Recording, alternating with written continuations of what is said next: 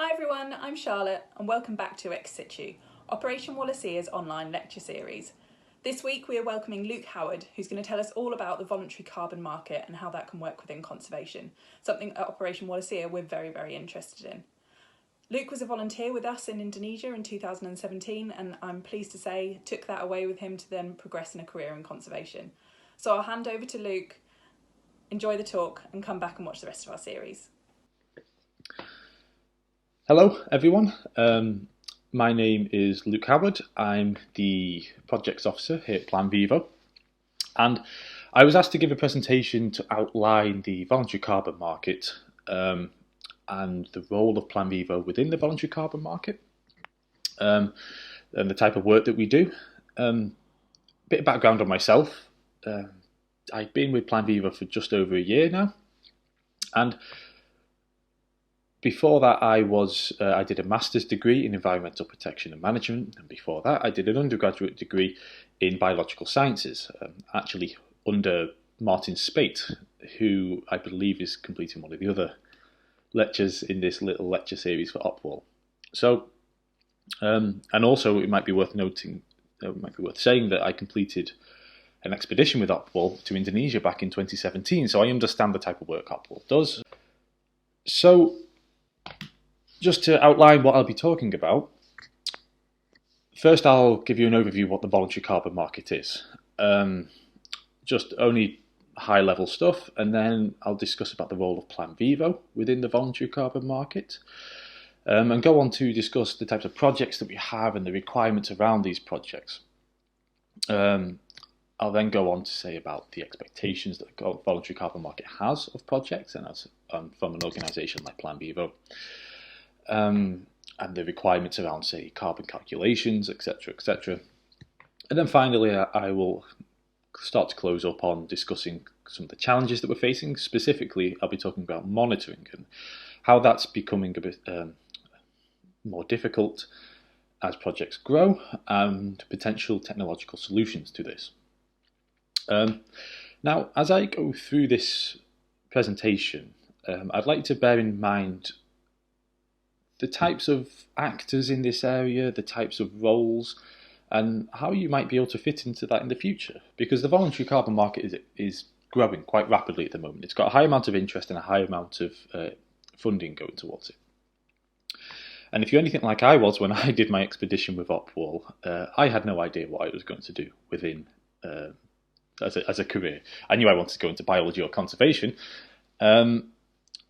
and I didn't really know the voluntary carbon market existed. It wasn't really something discussed in lectures, and I'd only heard of inklings about it. I'd only heard of things like RED and other key terms like that, but I didn't really have a great idea. So just something to keep in mind as I talk about it. So firstly, what is the voluntary carbon market, or the VCM? Quite simply, it's the trading of carbon credits between a project and a buyer. So you have a project somewhere in the world, and this project either sequesters carbon dioxide by pulling it out from the atmosphere, which is tree planting projects most often, or it mitigates carbon emissions. So because the project is there and because it's present and operating, emissions aren't being released that otherwise would have. A good example of that is a wind farm, for example, renewable energy. So because that renewable energy project is there, the wind turbines are there, electricity is being produced without the release of CO2, and therefore you're mitigating CO2 emission. We're not having to burn coal for it. So that CO2 that's being emitted, being sequestered or mitigated, is then turned into carbon credits. It's traded in the form of carbon credits, which then can be bought by CO2 emitters. And now they could be businesses, factories, for example, or they could be individuals like you or me. Like I'm sure you've thought about the option or heard of it that you can offset your flight so you become carbon neutral. Yeah, I'm sure you've heard as well that term, carbon neutral. Companies saying they're carbon neutral or saying that a service is carbon neutral. That pretty much always has carbon credits there in one form or another. So the company would have reduced their emissions as much as possible internally, But they've always got something, or they most often have something they're still releasing because they can't get around it, whether that's because they're driving vehicles or some sort of travel. So that amount that they've still emitting, they offset with carbon credits. And that buying those carbon credits then provides funding for these projects. So that's how the projects are able to survive, through the funding for the carbon credits. And the reason why this works is because it's basically agreed relatively universally that the CO2 that's emitted in one area, it's the same as taking CO2 out from another area, whether that's on the same side of the world or completely opposite, because we all share one atmosphere and the CO2 mixes within that atmosphere. So that's the reason why this can work. So I'll just give you a bit of a flavour of the type of actors that are in the voluntary carbon market sector. So the first ones are the project developers and coordinators. So the developers are those that create a project, set it up, get it running, and the coordinators are those that look after the project. Often these can be the same individuals, same organisations or groups, and these projects can range massively. We're talking about things from tree planting to conservation of trees or forests, wind turbines, solar panels, biogas, biochar.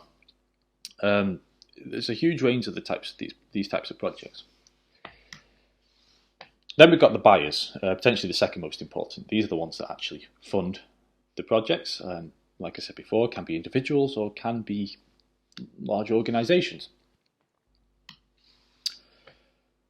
Thirdly, you've got the standards. So the voluntary carbon market is, as it suggests, voluntary. The buyers aren't forced into buying these credits. They're doing it because either they want to help the environment or for marketing purposes. Hopefully, at least the first one. But because it's not forced on them by anyone, there's no overarching body that governs this. So who says what projects can enter the voluntary carbon market? Who says how carbon credits are traded? There's no overarching government, there's no overarching mechanism that looks after this. So you have standards. And the standards are similar to like Rainforest Alliance or similar to Fair Trade. And I'm sure you've seen their certifications, their stamps on food products. They are a form of standard. Projects have to come to the standards and say that how they are upholding integrity, environmental integrity, looking after the people on the ground, ensuring that everything's done in the right way. The standards will say, okay, yep, you've ticked these boxes. It looks like it's a good project. We will endorse it and we will provide you with those carbon credits to sell. Next on the list is the third-party auditors. So once a project has become registered with a standard, the standard only really talks with the projects over like emails and communications, and they get the documentation that describes what the project is. But they've not actually gone there on the ground to see that it's real. You can get all this documentation describing the project, but you haven't been there on the ground to verify that that's actually true. So you need a third party to do that, and they're the validation of verification bodies, and they go there on the ground and they check. Yep. It says that there's trees there, and in the document, and I can actually see that there are trees there on the ground, and all the locals have been informed. They've been consulted on all of this, and they're very supportive, etc., etc. And finally, you have the registries. So carbon credits are hard to visualize. They're very similar to money in your bank account. There's no physical block that's a carbon credit. There's no coin, but it's all of the transactions of these carbon credits and these credits being generated is all recorded on a registry, and it's like one big transparent bank account. So I've got a quick example here of a registry, and it describes the type of project, what year the credits were, or the carbon was sequestered, the amount of carbon credits, and then from here we can see that the credits are being transferred and who's bought the credits and who's using those credits in claims for offsetting. Now, I'll quickly mention that the end life of the credit is important, because when you purchase a credit from an organisation, from a from an organisation that's got an offsetting project. When you purchase it and you want to communicate on it and say you're carbon neutral, or you want to make it count against your carbon emissions, then you need to retire these credits. And that's the end life of a carbon credit.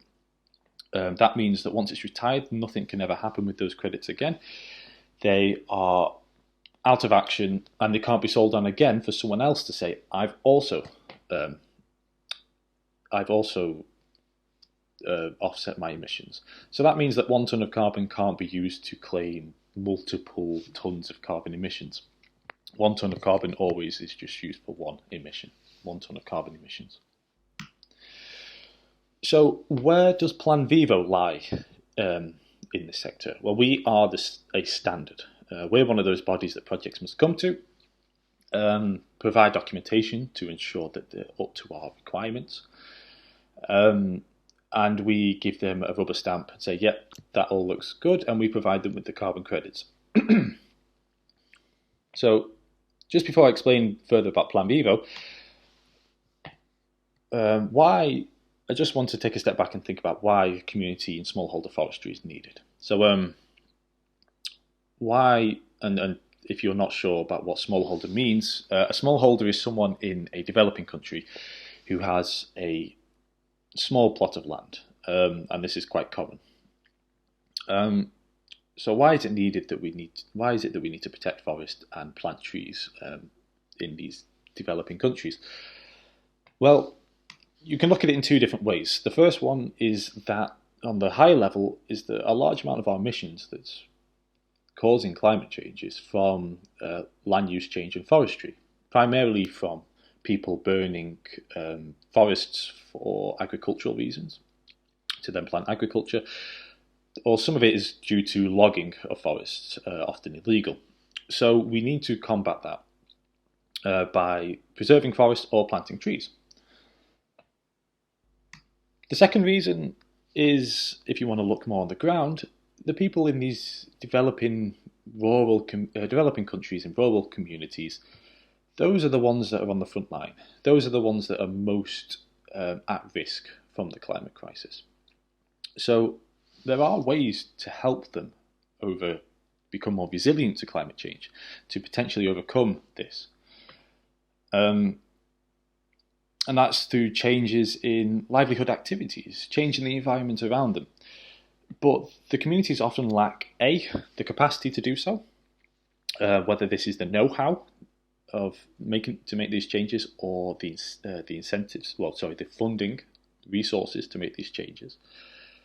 And they also often lack the incentives. So if I'm a farmer on the ground who's surviving year on year by the sale of my small amount of agriculture, I need short-term incentives to make that swap to, say, agroforestry or planting some trees on my land.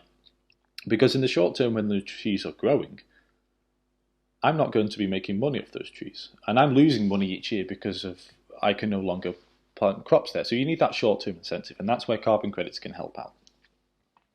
So what is Plan Vivo? Plan Vivo is a standard that focuses specifically on community and smallholder forestry, whether this is through conservation, which is protecting an area of land, or an area of forest, or whether it's through afforestation, reforestation, so tree planting.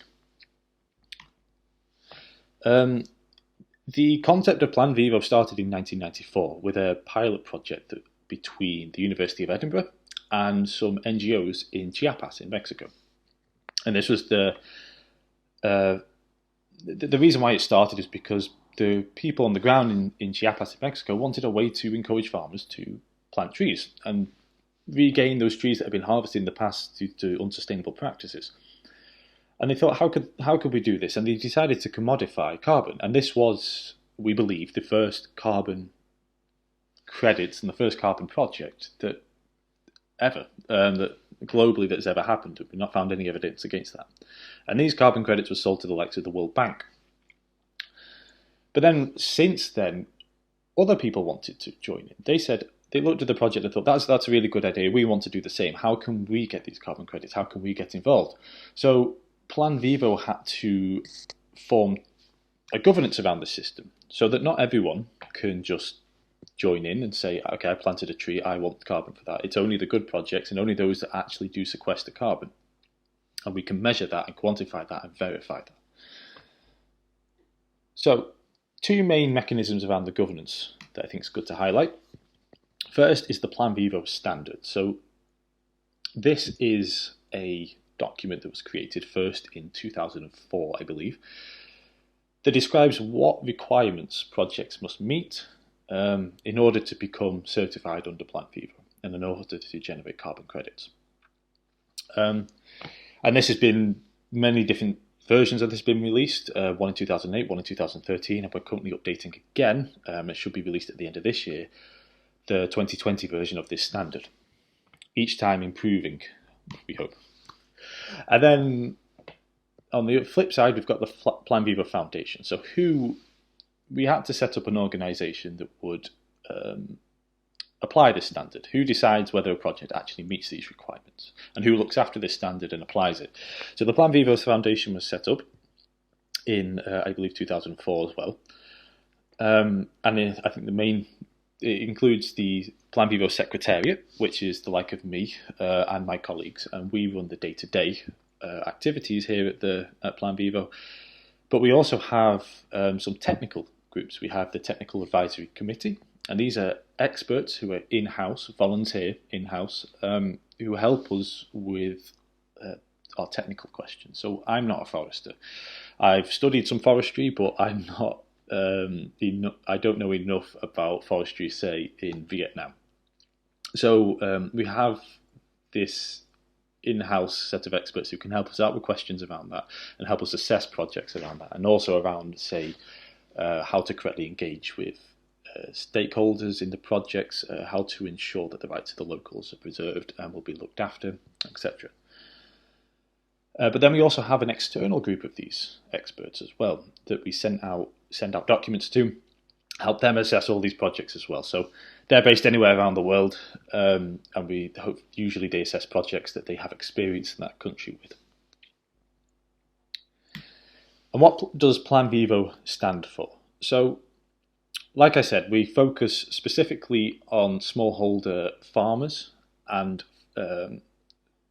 community forests, and the idea is to help these people on the ground, those that are at the forefront of the climate crisis, and help them by providing financing to switch to more sustainable activities. And the financing comes through the sale of carbon through the Voluntary Carbon Market. And we believe very much in a ground-up approach to these projects. So you can't just waltz into an area, into a community and say, okay, this is how I think you should change. This is what you should this is what we think you should do. Please change these your activities to be more sustainable. You need to instead generate these projects from the ground up, getting them involved with the creation of the projects and giving them free, prior and informed consent, helping them understand the benefits of the projects, helping them get involved with the design of the project, what's going to happen, and making sure that all the stakeholders are aware of what's going on and have appropriate grievance mechanisms. If they don't like something, how is that going to be addressed and changed so that everyone is happy within the area?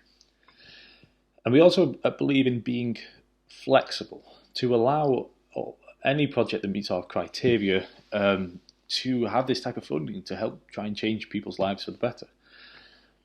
But we also make sure that our criteria provides assurance to buyers that these carbon credits are genuine. They are real on the ground.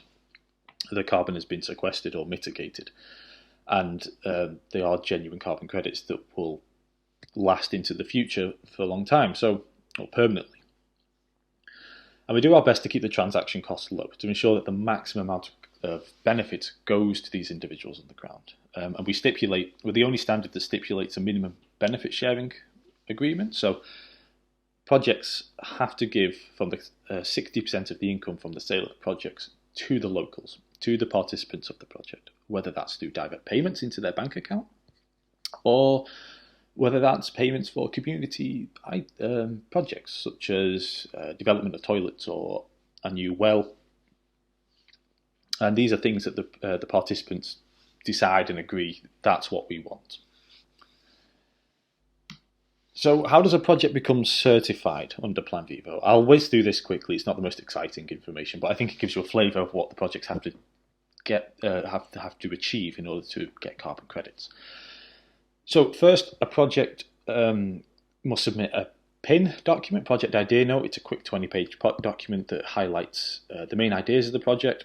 It allows us as a standard to see if there's any red flags early on. So often if they appear, those red flags are around who owns the carbon, who owns the land. Could the carbon credit, or could the activities have existed without the sale of carbon credits, etc. Then if they pass that, they have to submit a large document called the project design document, the PDD. And that's around 100 pages. And all this gets reviewed internally by us, but also the carbon quantification side and the side around monitoring and engagement with the communities goes out to review by both internally with our internal team of experts, but also externally, going out to 2 experts around the world, or potentially more, for review to ensure that, yep, they've done all this correct and it's up to a high standard.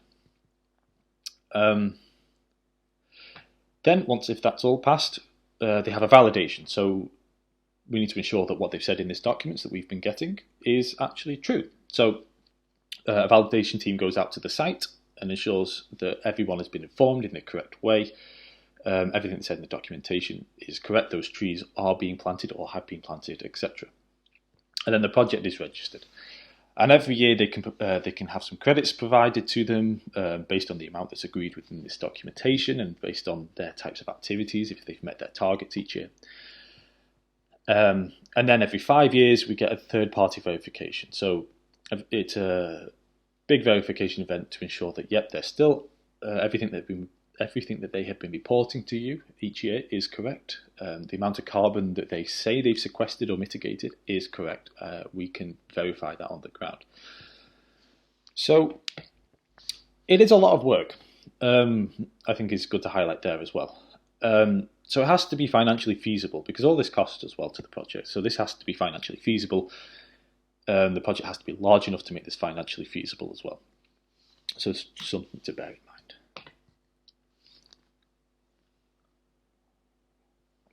So, what type of projects do we have? I've said it's community and smallholder forestry projects, but we do have 4 main types of these projects. So the first one is ecosystem restoration, such as assisted natural regeneration.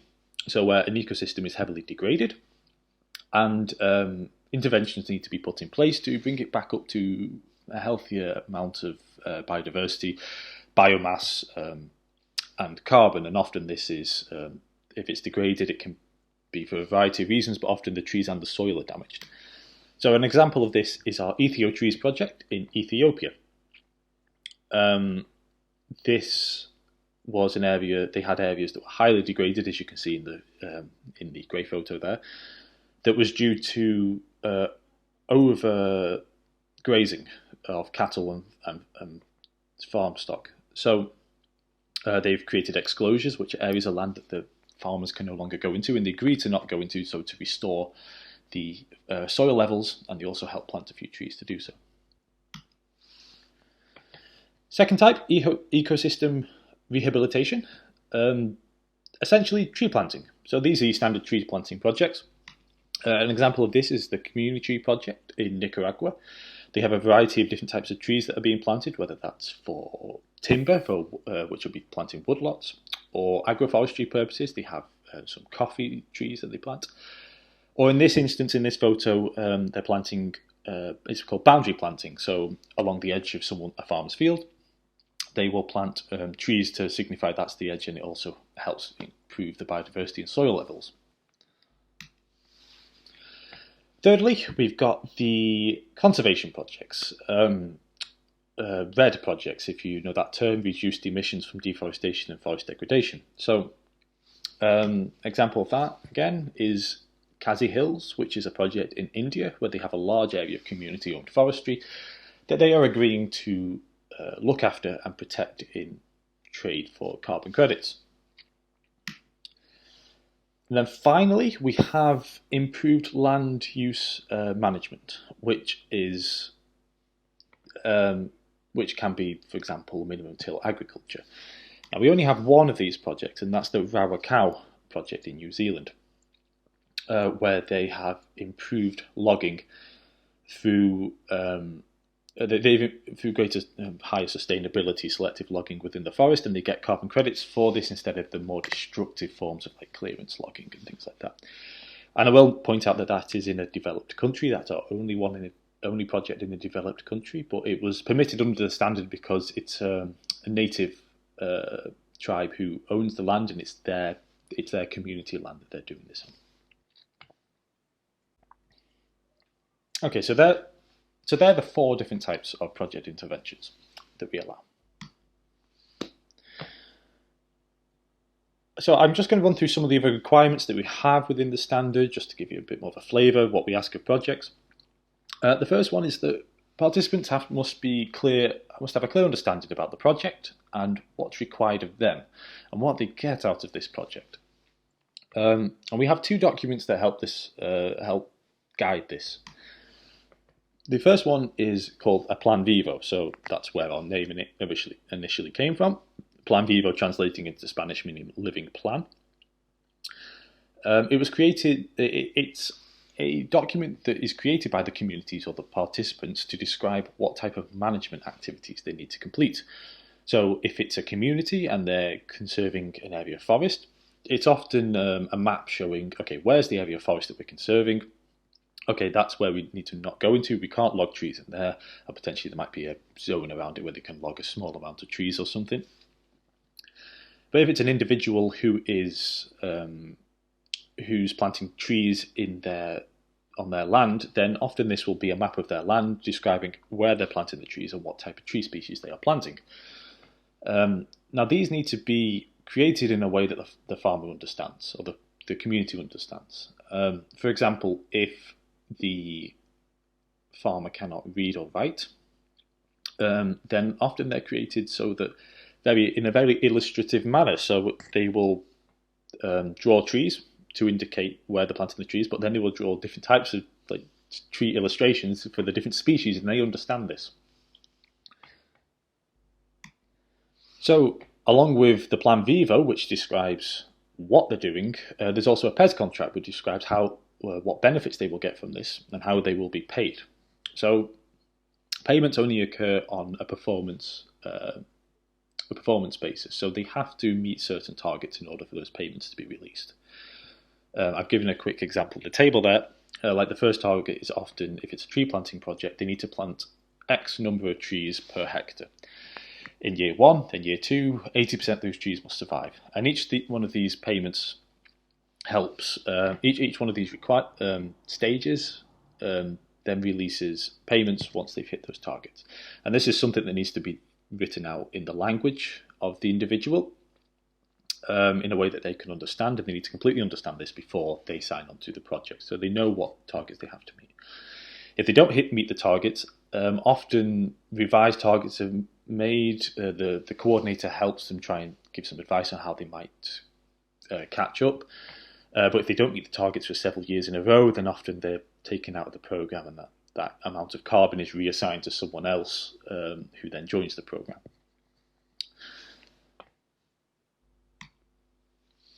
So I'll just talk a bit more about how the ecosystem services are quantified. So how is carbon, the CO2 that's being pulled from the atmosphere, how are we quantifying that? And it's very important because companies are making statements about these carbon credits that they're that they're using to offset. They're making statements about net neutrality, and they're potentially making a profit because of these types of statements. So this carbon needs to be calculated in a very thorough way to ensure there is genuine carbon that's being sequestered or mitigated. And projects can estimate this through things called methodologies, which are described ways of how they need to go about making these estimations, or they can submit their own technical specifications. They can submit their own approaches. But in both cases, these go out for external and internal reviews to ensure that this is genuine and it meets up to the highest standards academically and at this time. But I think it's interesting to note that for the past 7 years, we've allowed other metrics other than carbon to be quantified and sold by projects. So, for example, a project could say, okay, we're not selling carbon, and we're not measuring and selling carbon. We want to measure and sell biodiversity, increasing biodiversity, or maybe increasing women employment, empowerment, or maybe hectares of area reforested. But so far, no projects has come to us asking, can we do that? All the projects have wanted to stick to this centre idea of carbon. And I think there's 2 reasons for this. Firstly, carbon is, measuring carbon, there's a lot of scientific data around it, and it's relatively easy compared to other things like measuring biodiversity. But secondly, it's also much easier to understand and communicate. Individuals on the ground understand carbon emissions quite easily, and these ideas around net zero or carbon neutrality. Much easier than, say, by increasing biodiversity indicators, and that makes it much easier for companies who are buying the credits to market and communicate on the benefit that they are having. And instead, whilst the projects are measuring the carbon, they're actually doing a lot of other good, or our projects are anyway. They're actually doing a lot of other good, providing other benefits to those on the ground, such as ecosystem improvement in biodiversity, improvement in women's rights and employment. And these are called co-benefits. They go alongside the carbon. While they're not being purchased like the carbon is, it's kind of put into a package. So the carbon is sold, but it allows the organisations to communicate on all these other benefits that are provided alongside this carbon. But yeah, for now, carbon is still the main thing that's being traded. So, just some interesting things I wanted to highlight. I appreciate I'm almost at half an hour, so this is probably going to run over a bit, so bear with me. The first one is around calculating this carbon. It's this idea of peak versus average carbon accounting. So, peak carbon accounting is kind of what you'd imagine. You've got a project such as trees that are sequestering carbon, or an area of forest that is mitigating carbon emissions, and over time, the amount of carbon, for example, sequestered goes up and up and up, and then it levels off. Now, and then the project takes that top amount of carbon for carbon credits, and that's the amount that they claim. And this is common in projects where the trees aren't being harvested, such as a conservation area. But what if you're harvesting these trees? It's quite common that projects will allow trees to be harvested. So to provide an income for the projects and for the participants, and provide them a reason to then replant those trees at the end of after harvesting, and make sure that there's always trees in the system going forwards. Well, then you need to use something called average carbon accounting. So that's where you take you model what the carbon amount is going to be in each year, including with all the harvesting cycles. So every time there's a harvest, the amount of carbon in the system drops. And then you take the average amount over that time period. And that ensures that you're not over-claiming the benefit that you're having in this system. Now, just going to quickly run through some other considerations that, and some other kind of requirements that are expected of projects by the voluntary carbon market and buyers. The first one is the type of carbon credits that you issue. So there's 2 types of carbon credits primarily. These are called ex ante and ex post. Now, ex post credits work in the way that you'd envisage. When a tree sequesters carbon, you then claim for that amount of carbon. So if you imagine a tree growth is, or amount of carbon that's been sequestered by a tree that's just been planted, over the years that'll be like an S shape. At first it won't sequester very much, then it'll sequester a lot around, you say, years 8. And then maybe when it gets to year 50, it's not sequestering very much again. It's kind of reaching its peak height.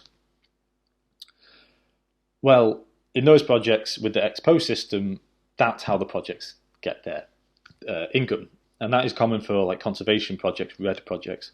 However, tree planting projects are very expensive in the first few years. About 85% of the income is in like the first 5 years, because as a farmer, you've got to clear your land of all the weeds, you've got to plant the trees, you've got to fertilize them, weed the area, thin the trees, replant any that's necessary, etc. So if you can imagine an ex post system where you're only getting carbon when the trees, after the trees sequester the carbon, that's a mismatch in finances. You're not getting the money or the carbon credits when you really need it the most. And you can't expect farmers on the ground to take out a loan or something similar, to dip into their savings for the promise that they will get that money in the future. So for tree planting projects, we have ex ante crediting. So all of the carbon that those trees will sequester in their lifetime is provided to the projects on day 1 of the trees being planted, or year 1 of the trees being planted, allowing them to sell all the carbon credits and have this front-loaded finance where most of the income is given to the farmers in the first few years for this management activities. And it's successful. There's some standards that don't allow this, and they don't have many of these types of projects. We have the most of these types of projects, and we think it's largely due to this ex-ante crediting system. So, something else to consider. Accuracy versus conservativeness when you're calculating carbon levels.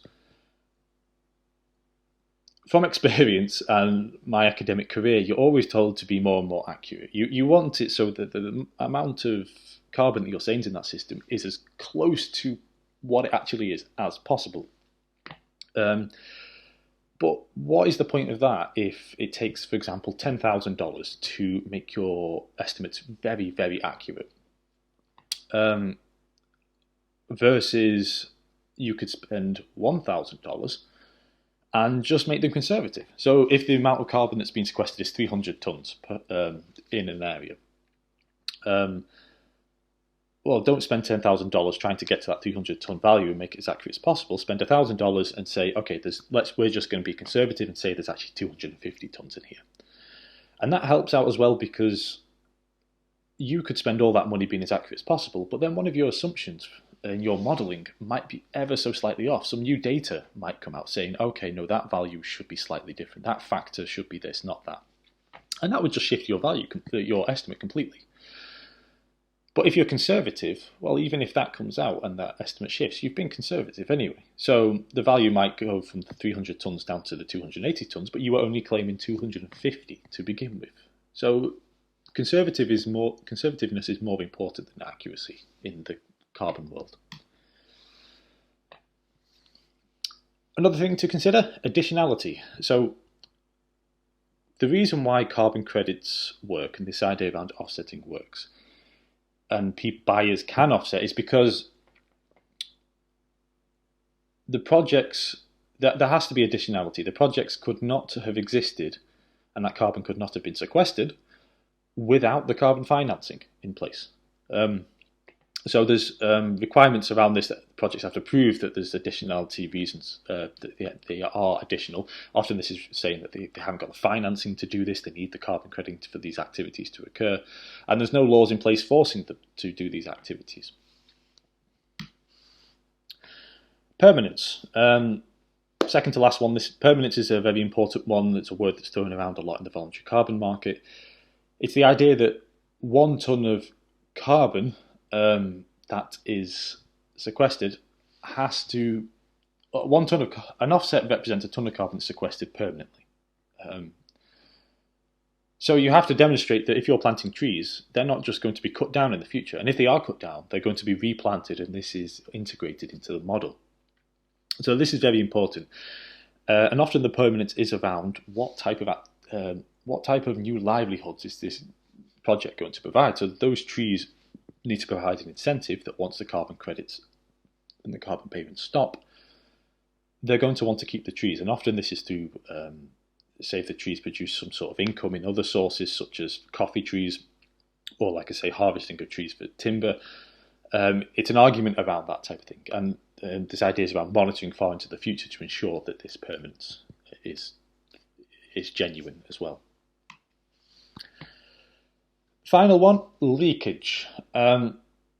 So if you're, and this is very common with conservation projects, so if you're a community and you're conserving an area of forest, great, you're getting carbon credits for that, and you're no longer cutting down those trees. Well, what's to say that you're not just now moving where you cut down the trees, you're just going 2 miles down the road and cutting the trees down there instead, because you, at the end of the day, you still need wood products. So projects need to create complete an assessment to show whether there's leakage involved and how much leakage is going to be involved, because it's inevitable that that's going to happen. And based from a project case by case basis, we asked the project to kind of basically not issue some of the credit, a percentage of the credits to account for this. So maybe 5% of the credits they're not actually going to issue, although they're sequestering it in this area, they're not going to issue those credits and they're not going to be given them because they predict there might be some leakage elsewhere down the site. But often this is also monitored by satellite data as well, because you can usually see any clearance in canopies, even by like one tree, around the project area, and that would be counted as leakage. So I said at the beginning that I was going to discuss kind of challenges in this sector, and what I think is probably the most major challenge right now is monitoring. So monitoring of the trees and the forest is essential to, one, pay the participants for meeting their goals. Like I said earlier, the participants are paid after they've met these goals, which they understand and they know they have to meet. But it's also important to ensure that the ecosystem services are actually being provided, that the carbon is actually being sequestered, those trees are actually growing. And the main problem is that as a project expands, monitoring becomes a large burden.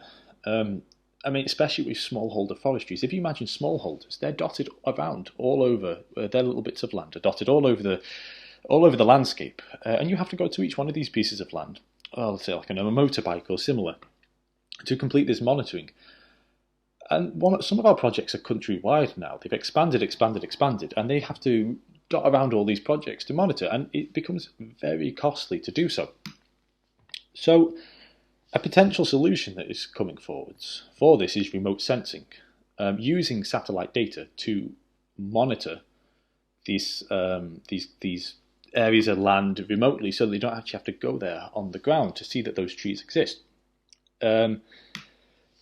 So I'm going to give an example of this. One of our projects called Community, their coordinating organisation is called Taking Root, and they have created their own software and app for doing this automatically. So the farmers will have an app on their phone, and it will say they need to walk the perimeter of their land when they first join, and monitor certain trees, measure certain trees, and then they upload this data onto the app.